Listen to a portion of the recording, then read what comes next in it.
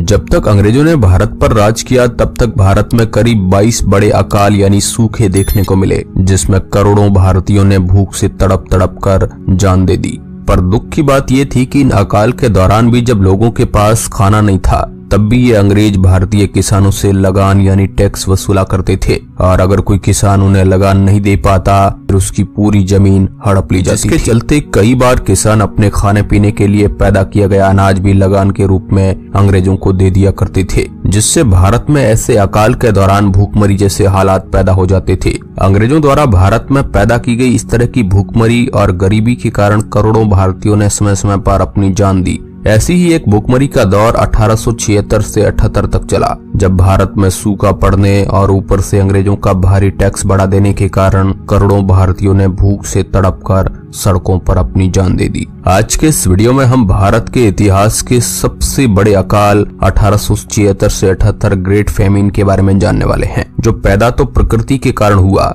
लेकिन अंग्रेजों ने इस आपदा को एक जनसंहार में बदलकर टैक्स के नाम पर करोड़ों लोगों की जान ले ली।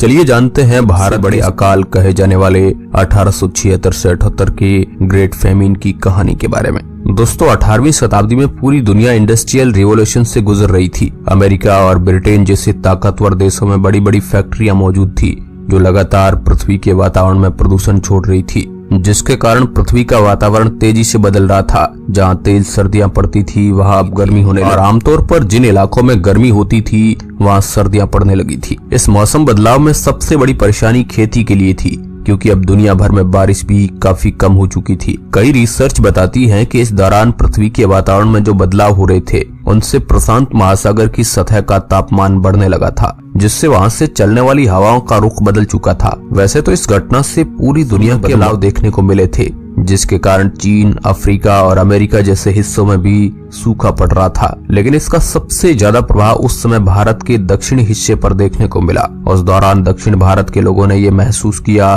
कि अब उनकी फसलें मुरझा रही है, क्योंकि लंबे समय से बरसात नहीं हुई है। लोगों को अपनी भूख से ज्यादा ये डर था कि अगर फसल अच्छी नहीं होगी तो अंग्रेजी सरकार को लगान के रूप में, क्योंकि अगर अंग्रेजों को टैक्स नहीं दिया तो वह उनके पूरे परिवार पर काफी जुल्म ढाएंगे और हो सकता है उनकी जान भी ले ले। जिसके बाद वही हुआ जिसका डर था। लंबे समय तक सूखा पड़ने के कारण लगभग दक्षिण भारत के सभी किसानों की फसलें पूरी तरह बर्बाद हो गई। 1876 आते आते स्थिति इतनी भयावह हो गई कि ना तो किसानों के पास खुद खाने के लिए अनाज बचा और ना हिलाने के लिए चारा। इसके अलावा देश में अनाज की कमी से भारतीय लोग इससे पहले से ही जूझ रहे थे, क्योंकि अंग्रेजों ने अपने व्यापारिक फायदे के लिए भारतीय किसानों को अनाज उगाने के बजाय कपास की खेती के लिए कहा गया था, ताकि वह इस कपास से कपड़े का निर्माण करके विदेशों में ऊंचे दाम पर बेच सके। यानी पहले से ही लोगों के पास खाने के लिए अनाज नहीं था, और इस साल इस सूखे के चलते अब किसानों की हालत हो चुकी थी। यानी दूसरों को खाना खिलाने वाला किसान अब अपनी रोटी के लिए तरस रहा था। कई लोगों ने कुछ समय तक जमींदारों से उधार लेकर अपना पेट भरने की कोशिश की,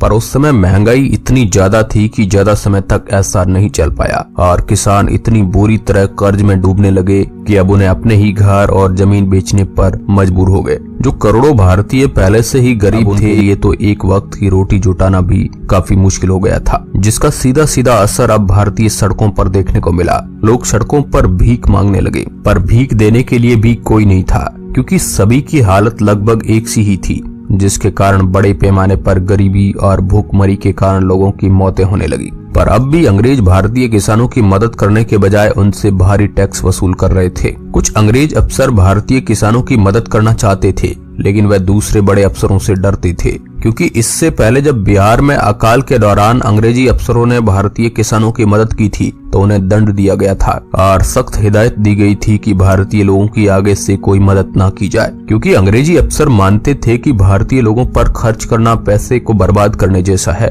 जबकि वह ये भूत तो छोड़िए बल्कि ये अंग्रेज उस दौरान भी किसानों पर अत्याचार करने से पीछे नहीं हट रहे थे। उस दौरान भी भारत से हर साल लाखों क्विंटल अनाज विदेशों में निर्यात किया गया, क्योंकि भारत में अकाल भले ही पड़ा था, लेकिन अब भी भारत के कई हिस्सों में इतना अनाज हुआ था कि अगर अंग्रेजी अफसर चाहते तो भारत के ही अनाज से उनके किसानों का पेट भर सकते थे। लेकिन इसके बजाय अंग्रेजों ने भारत में उगे उस अनाज को भी दूसरे विदेशों में ऊंचे दामों पर बेच दिया। इन सब के ऊपर ताबूत में आखिरी कील का काम अंग्रेजों के बढ़ाए हुए टैक्स ने किया। कई इतिहासकार कहते हैं कि अंग्रेजों द्वारा भूखमरी में भी भारतीय किसानों से 10% से ज्यादा टैक्स वसूल किया गया। इन सब चीजों के कारण भूखमरी इतनी तेजी से फैली कि लोगों के घर में कोई आवाज तक नहीं आती थी, क्योंकि उनके शरीर में बोलने तक की शक्ति नहीं बची थी। कुछ लोग जो भूखमरी से बचने के लिए दूसरे गांव या शहर में जाने की कोशिश कर रहे थे, वह रास्ते में ही मरने लगे थे, जिसके कारण सड़कों पर लोगों की लाशों के अंबार लग चुके थे। पर आप जानकर हैरान रह जाएंगे कि भूखमरी से पूरे देश की करीब 5% जनसंख्या खत्म हो जाने के बाद भी उस दौरान अंग्रेजों ने भारतीयों से पिछले साल से ज्यादा टैक्स वसूल किया था। अब आप सोच रहे होंगे कि जब लोगों की स्थिति बेकार थी तो उन्होंने अंग्रेजों को टैक्स कैसे दिया। तो अंग्रेजों को किसी ने टैक्स दिया नहीं, बल्कि उन्होंने जबरदस्ती लोगों से टैक्स लिया था। लोगों के पास खाने को भले ही ना हो, लेकिन इसके बावजूद अंग्रेजों के जुल्म के कारण उन्हें अपने बच्चों, अपने घर, अपने खेत को बेचकर टैक्स देना पड़ता था, क्योंकि जो परिवार टैक्स नहीं दे पाता था उन्हें कड़ी सजा दी जाती थी, यानी या तो भूखमरी से मर जाओ या फिर अंग्रेजों के हाथों से मार खाओ। यही कारण था कि भारत में बड़ा अकाल पड़ने के बावजूद भी 1877 में अंग्रेजों ने भारत से 32 लाख क्विंटल अनाज विदेशों में बेचा था, जो कि एक रिकॉर्ड था। 1876 के अकाल का सबसे भीषण रूप मद्रास और बॉम्बे यानी भारत के दक्षिण और मध्य भाग के राज्यों में देखने को मिल रहा था। उस दौरान भारत में लोग हर महीने मरने वालों की संख्या लाखों में होती थी। जो जिंदा भी थे उनके शरीर में केवल हड्डियां दिख रही थी। उनका तो शरीर तो इतना कमजोर था कि कमजोरी के कारण ही उन्हें कई तरह की बीमारियों ने जकड़ लिया था। आप जानकर हैरान रह जाएंगे, ये अकाल इतना भयावह था कि करीब 2 से 3 महीनों के अंदर ही अकाल में करीब 50 लाख से ज्यादा भारतीयों की जान जा चुकी थी, जिसमें सबसे ज्यादा बच्चे और बूढ़े थे। यह स्थिति इसलिए भी भयावह बन चुकी थी क्योंकि उस दौरान भारत की जनसंख्या कुछ करोड़ ही थी, जिसके बाद अब अंग्रेज भी डरने लगे थे कि अगर भारतीय लोग इतनी तेजी से मरने लगेंगे तो उनके लिए खेती और नौकरशाही कौन करेगा। जिसके बाद अंग्रेजों ने दिखावे के नाम पर एक सहायता अभियान चलाया, जिसमें अंग्रेज ऐसे गरीब किसानों से पूरा दिन मजदूरी करवाया करते थे जो भूख से तड़प रहे थे, और दिन के अंत में उन्हें एक मुट्ठी अनाज दिया जाता था ताकि वे अपनी भूख मिटा सके। पर सच्चाई ये थी कि अंग्रेजों द्वारा दिया जाने वाला ये एक मुट्ठी अनाज इंसान तो क्या जानवर का पेट भरने के लिए भी काफी नहीं रहा। इस तरह बेचारे भूखे और गरीब लोग अपने द्वारा ही उगाए हुए इस एक मुट्ठी अनाज के लिए पूरे दिन कड़ी मेहनत करते थे। इस दौरान भी कई लोगों की तो मौत तक हो जाया करती थी, लेकिन इससे भी अंग्रेजों को कोई फर्क नहीं पड़ता था।